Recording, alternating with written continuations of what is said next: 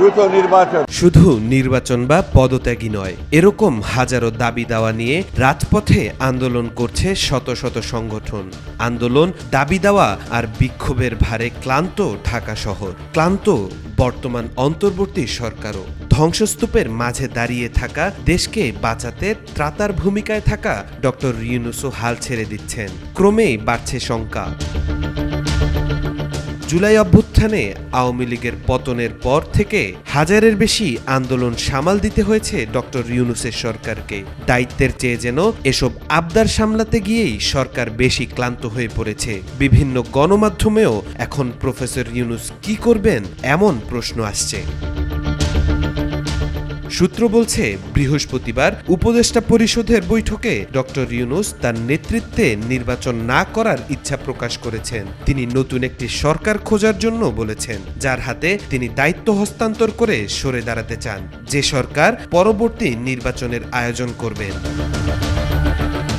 তবে কবে নাগাদ তিনি চূড়ান্ত সিদ্ধান্ত জানাবেন তা এখনো স্পষ্ট নয়। আরও একটি গুরুত্বপূর্ণ বৈঠক অনুষ্ঠিত হবে। সংশ্লিষ্ট সূত্রের মতে ওই বৈঠকের উপরই দেশের রাজনৈতিক ভবিষ্যৎ অনেকটাই নির্ভর করছে বলে অনুমান করছেন বিশ্লেষকরা।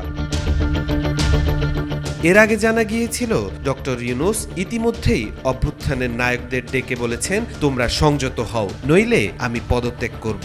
সেনাপ্রধান জেনারেল ওয়াকারুজ্জামান কয়েকটি মৌলিক বিষয়ে সরকারের সঙ্গে তার মতপার্থক্যের কথা জানিয়েছেন।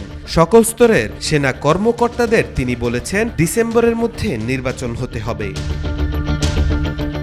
রাজনৈতিক দলের মধ্যে বিএনপি জোরালোভাবে নির্বাচন ও ছাত্র উপদেষ্টাদের পদত্যাগের দাবি তুলেছে।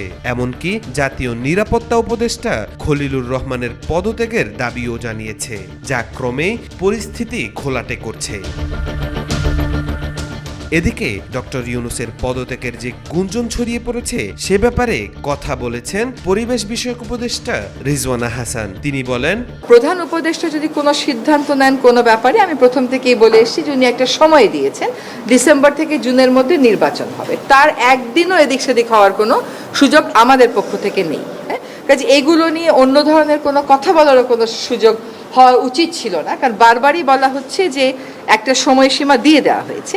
ওনার যদি কোনো কিছু বলার থাকে, আমি নির্বাচনের প্রশ্নেও বলেছি, দায়িত্ব পালনের প্রশ্নেও বলেছি, ওটা আপনারা ওনার থেকেই শুনবেন। তবে যে আকাঙ্ক্ষা নিয়ে জুলাইয়ে দেশে অভ্যুত্থান হয়েছে, সেই আকাঙ্ক্ষা পূরণ হবে কিনা তা নিয়ে দেখা দিয়েছে অনিশ্চয়তা। সংস্কার, রাজনৈতিক ঐক্যমত, জুলাই গণহত্যার বিচার এবং বৈষম্যহীন বাংলাদেশের যে স্বপ্ন, তা হয়তো স্বপ্নই রয়ে যাবে বলে মনে করছেন দেশের তরুণ সমাজ। তাওফিকুল ইসলাম, আজকাল।